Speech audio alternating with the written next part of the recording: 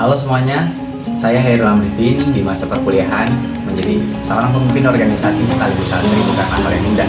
Di balik tanggung jawab besar, seringkali muncul momen kebingungan arah masa depan atau yang biasa disebut krisis eksistensial. Bagaimana seorang pemimpin berdialog dengan dirinya sendiri untuk mengatasi krisis tersebut? Nah, dalam video tugas UAS Psikologi Komunikasi ini, kita akan membedah bagaimana komunikasi intrapersonal atau dialog dengan diri sendiri menjadi kunci penting untuk keluar dari krisis eksistensial dengan merujuk pada sudut pandang Ketua Himpunan Mahasiswa Jurusan Tasawuf dan Psikoterapi UINSI Bersyekh Nurjati Cirebon. Oke Kak Maulana, jadi saya sudah siapkan 3 pertanyaan.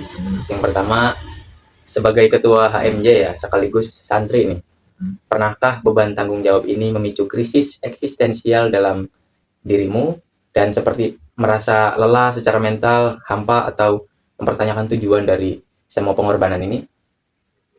Kalau ditanya perihal mental ya, tekanan mental itu baik secara personality itu pasti ada pressure karena emang memanage waktu antara waktu di pesantren dan juga di organisasi itu bukan hal yang mudah.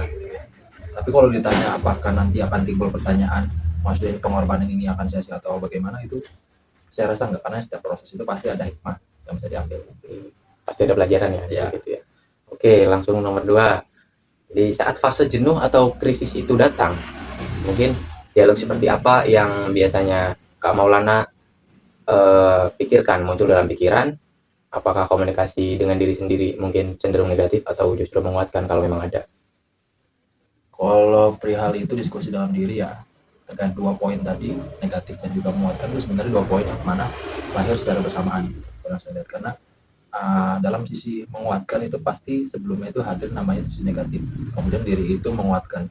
Tapi seringkali kita terjebak dalam fase negatif aja gitu, tanpa ada proses untuk menguatkan diri. Kalau di sisi menurut kan emang manusia itu kan punya potensial untuk berkembang. Oke. Nomor 3, sebagai mahasiswa tasawuf dan psikoterapi nih, apakah keilmuan tentang ketenangan jiwa dan refleksi diri yang Kak Maulana pelajari itu apakah membantu mengarahkan komunikasi intrapersonal agar tetap positif? Ya, sangat membantu karena emang di psikoterapi sendiri ini kan ada 2 komponen ya, psikologi dan juga tasawuf gitu. Yang mana tasawuf ini mengajarkan nilai-nilai berbasis spiritual, dengan psikologinya itu lebih ke arah kejiwaannya, pengontrolan kejiwaannya. Di sini pun banyak mengulik perihal bagaimana cara ataupun tata mengelola emosi yang baik itu seperti apa gitu. Yang kemudian dilengkapkan dengan juga nilai-nilai tasawufnya. Oke, seperti itu. Berarti saling menyempurnakan lah ya, saling berkaitan ya. Oke, baik. Terima kasih Kak Maulana atas waktunya. Aman. Oke, dari hasil bincang-bincang tadi kita bisa menarik kesimpulan yang luar biasa nih. Karena hal yang sudah dilakukan oleh Kak Maulana Dinhak selaku Ketua Himpunan Mahasiswa Jurusan Tasawuf dan Psikoterapi UINSI Bersyekh Nurjati Cirebon ini sudah sejalan dengan penelitian ilmiah oleh Nur Aini dan kawan-kawan dalam jurnal Ilmu Perilaku yang menegaskan bahwa komunikasi intrapersonal yang diisi dengan regulasi emosi positif dan zikir psikoterapeutik terbukti efektif menurunkan tingkat kecemasan psikologis secara signifikan melalui restrukturisasi kognitif atau perbaikan cara kita berbicara pada diri sendiri.